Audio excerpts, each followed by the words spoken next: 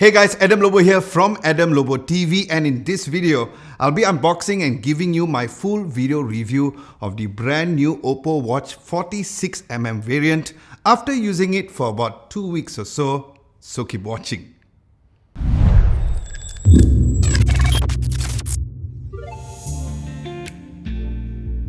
Now let's start with the unboxing.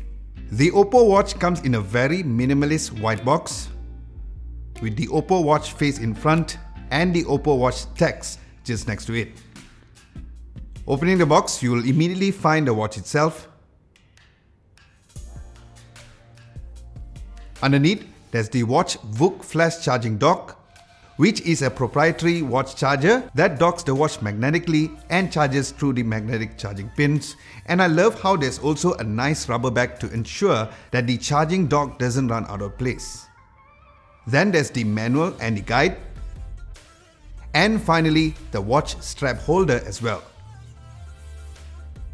Now this particular OPPO Watch is the 46mm variant where it uses the Snapdragon Wear 3100 chipset with the Adreno 304 GPU. It has 1GB of RAM and 8GB of eMMC 4.5 storage. And yes, with the Google WearOS system.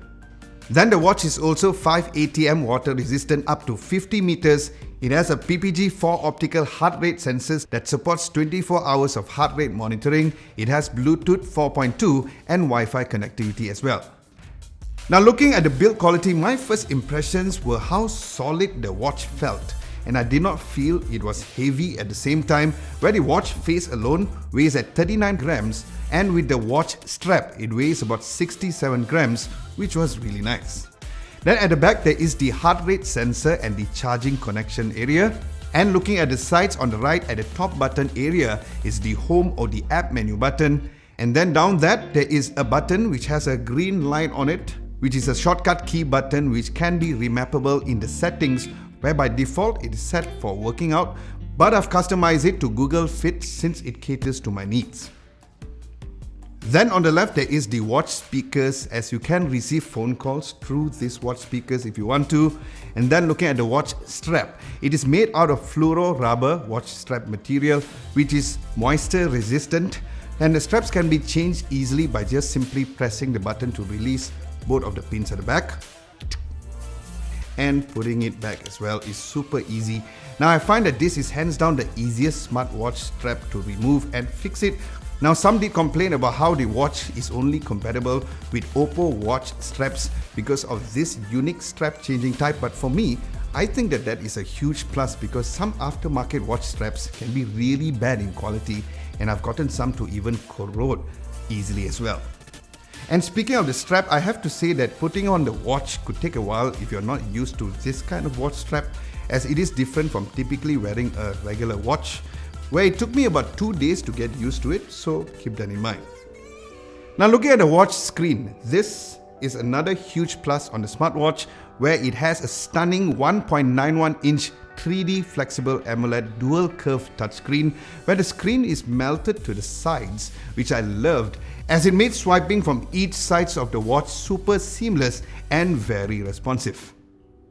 Then the watch has a resolution of 402 by 476 pixels with a great PPI value of 326 and 100% DCI P3 color gamut. And since this is an AMOLED screen, there's the always on display on the watch, which is a huge plus to easily glance through the watch time and date without needing to always turning on the watch. So looking at the navigation options within the watch itself, at the home screen, swiping from the top goes to the quick settings menu like do not disturb mode, theater mode, touch lock mode, the sound toggle, flight mode, and the settings menu, where under the settings menu there are many options to adjust over there like the display, sound, app notifications, personalization, and many more. Then swiping from the bottom goes to your notifications menu, where I have to say that I love how you can clear each individual notifications instead of clearing everything straight away. Next, swiping to the right goes to the Google Assistant menu, where you can tap on the microphone icon to perform tasks with Google Assistant. And yes, this includes with your smart home devices as well, which I already have. Then finally swiping to the left goes to the preset tiles, which you can adjust it within the app. Now speaking of the app, this is the next topic that I am going to be talking about, which is the WearOS app. Now just like other smartwatches, the first initial pairing process is through this app, where as soon as you turn on the watch, it will prompt you to download the WearOS app on your smartphone. Once you have downloaded the app will find the watch and you're done with the pairing process. So the app overall was as clean as how a stock Android system is, which I really loved and appreciated, where at the home screen of the app, there is the battery percentage. Scrolling down, you'll find the different watch faces to choose from, where I choose this X type of watch face since it monitors the progress of each activities through each bar, which I liked. Then at the settings column, there's the tiles section, which you can adjust the order or add tiles to the watch as mentioned earlier. Next, there's the notification settings, agenda settings, settings for Google Assistant, and other advanced settings as well. Then finally, at the top right, there are options like disconnecting from the OPPO Watch, take a screenshot, help, and about as well. So yes, that is the full walkthrough of the app, and if you guys are enjoying this video so far, don't forget to hit the thumbs up button and subscribe to Adam Lobo TV if you haven't done so. That would be very much appreciated.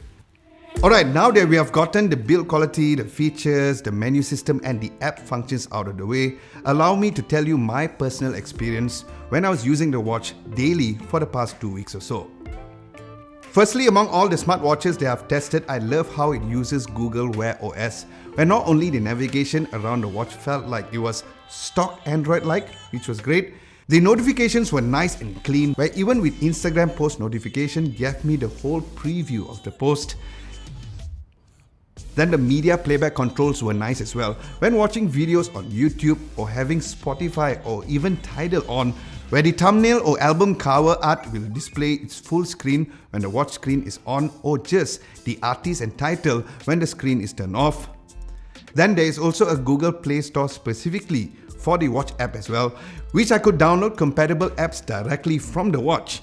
And I love the fact that other than this watch face, I can even get the other watch faces through the Hey Tap Help app, which holds one of OPPO Watch's cool watch face features, which is the styling matching watch face, where you can go to the Hey Tap Help app, watch face, AI outfit, where you can take a photo of your outfit or any patterns of your liking, and the app will generate a unique pattern according to the photo you have taken. Then speaking of smart home, I also downloaded the Philips Hue app to easily toggle my smart lights, which was also extra sweet.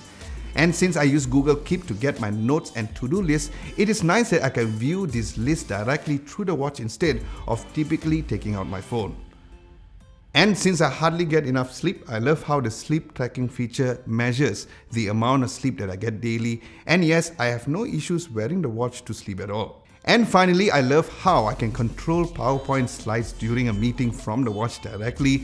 Notes are also even easier to take, and seen with the squarish face design, it's nice there is a full keyboard layout which you can reply directly through the watch for messages through WhatsApp or even Telegram instead of taking out my phone. Yeah, the keyboard is kind of small, but trust me guys, after a while, you will kind of get used to it, which I find it a very handy feature which surely improves my productivity.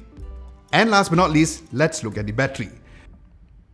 Now the OPPO Watch comes with 430 mAh of battery, which uses the dual chip endurance system, where OPPO states that you can get up to 21 days of use time in the power saving mode and up to 36 hours in smart mode.